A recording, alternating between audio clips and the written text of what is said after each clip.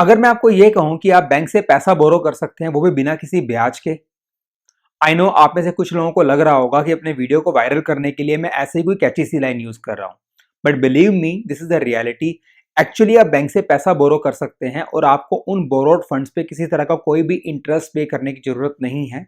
और आज मैं फिनालिसिस में इसी के बारे में आपसे बात करने वाला हूं।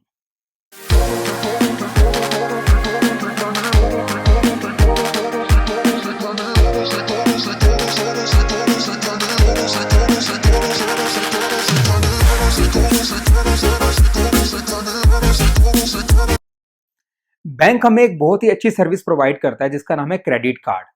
एक ऐसी फैसिलिटी जिसके थ्रू आप कोई भी प्रोडक्ट और सर्विस परचेज कर सकते हैं, लेकिन उसकी पेमेंट इमीडिएटली आपको करने की जरूरत नहीं है, बल्कि बैंक आपके बिहाफ के ऊपर पेमेंट करेगा और कुछ वक्त के बाद आप वो पैसा बैंक को रिटर्न करते हैं।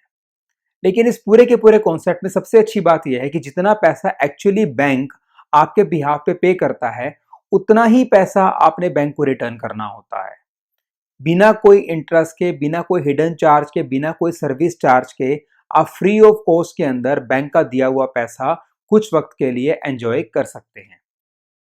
इस पूरे के पूरे कॉन्सेप्ट को समझने के लिए कि ये कैसे काम करता है, हमें दो बातों की जानकारी होनी जरूरी है, वो है बिल डेट और ड्यू डेट।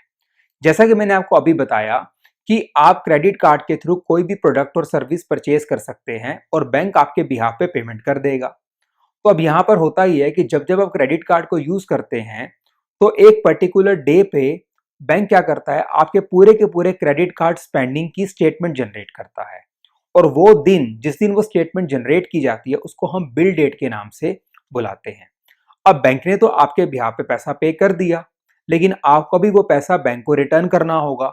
जिस दिन वो पैसा आप बैंक को रिटर्न करते हैं, उसको हम ड्यू डेट के नाम से बुलाते हैं। इस पूरे के पूरे कॉन्सेप्ट को हम छोटे से एग्जाम्पल से समझते हैं।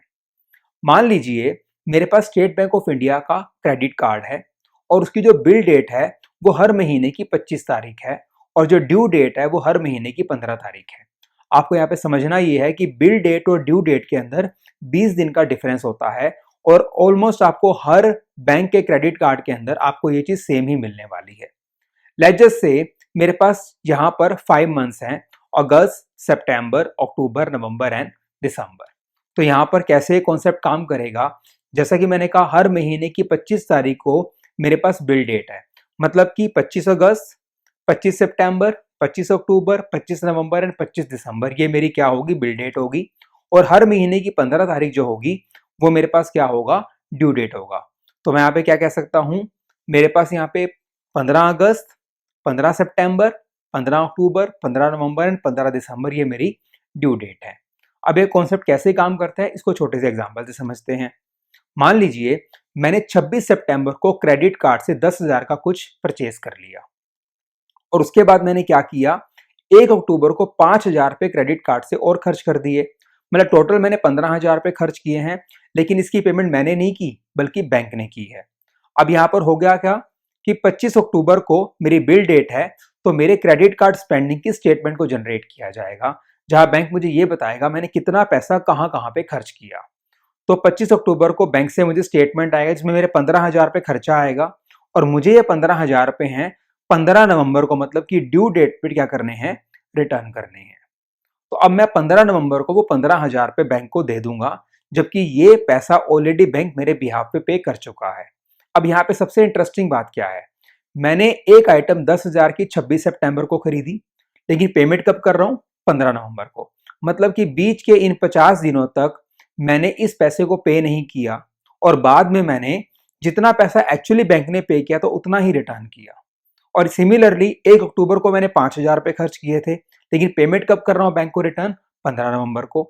तो यहां पर मैंने क्या, मेरे को कैलकुलेशन देखने को मिलती है कि 1 अक्टूबर से लेके 15 नवंबर तक मेरे पास 45 दिन मैंने बिना इंटरेस्ट के इस पैसे को यूज कर लिया। तो इस तरीके से आप क्रेडिट कार्ड की हेल्प से बिना इंटरेस्ट पे किए बैंक के दिए हुए पैसे को एंजॉय कर सकते हो। तो यही था मेरा आज का वीडियो, जहां मैंने आपको ये बताया कि कैसे आप बैंक से पैसा उधार पे ले सकते हैं और उस उधार लिए पैसे पे आपको किसी तरह का कोई ब्याज देने की जरूरत नहीं है।